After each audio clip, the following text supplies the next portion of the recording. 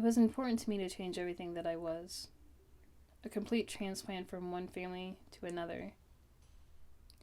The idea of a perfect American family infested my mind's eye throughout my childhood and adolescence, like a parasitic growth manifesting my reality into a bitter nightmare. It was unclear whether this was my own importance or if the idea was implanted by my parents. When I was a child, I couldn't understand why I was different from other children. I never had a place of belonging, though I searched for many years. Growing up biracial, I didn't have the luxury of claiming a race. I was simply the mixed kid, living in limbo, never fitting in with the black kids because my skin was too light, though never quite fitting in with the white kids because I wasn't privileged. I was simply the mixed kid, lost in between existence and non-existence. Struggling to find a place, I turned to the only thing that was familiar to me, my family. There was always this knowingness within my family, what roles we played, how we expected to behave, and the consequences that came when we didn't behave that way. My father called it discipline, though later I realized it bared a close resemblance of abuse in the grossest terms.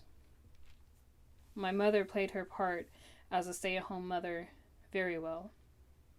She made sure our faces were clean and that we were well dressed, though never mind that our clothes came from Goodwill or a second-hand shop, or even hand-me-downs.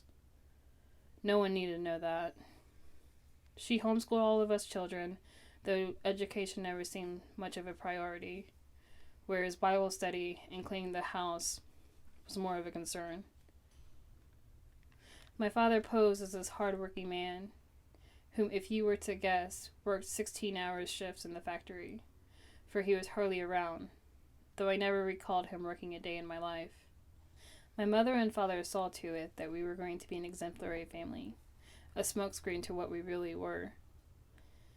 It may have been due to the fact that we were one of 5 biracial families in the small town of Muncie, Indiana.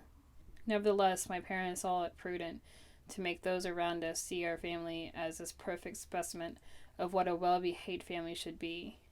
Prim, proper, and obedient. Never questioning, never arguing. I always seemed to play my part well. It so happened that those around us fell for the theatrics. It seemed like they liked placing our family on the pedestal, of course after plucking away all things unpleasant. They were ignoring the fact that we were a taboo from the wrong side of the tracks. My parents seemed to ignore our natural status, and instead, they created this fabricated, unachievable manifestation of an idealized family that was appropriated from fictional characters on TV. After my brother passed away in the summer of 1994, my family began to deviate from his original script. We were no longer this perfect family, but we became a tragedy. Our ordinary existence and everything that we were began to shift, and my parents no longer expected us to be these perfect children. Reality hit our family, and the storybook fantasy crumbled around us. We were just an ordinary family, a reality that I am still trying to understand.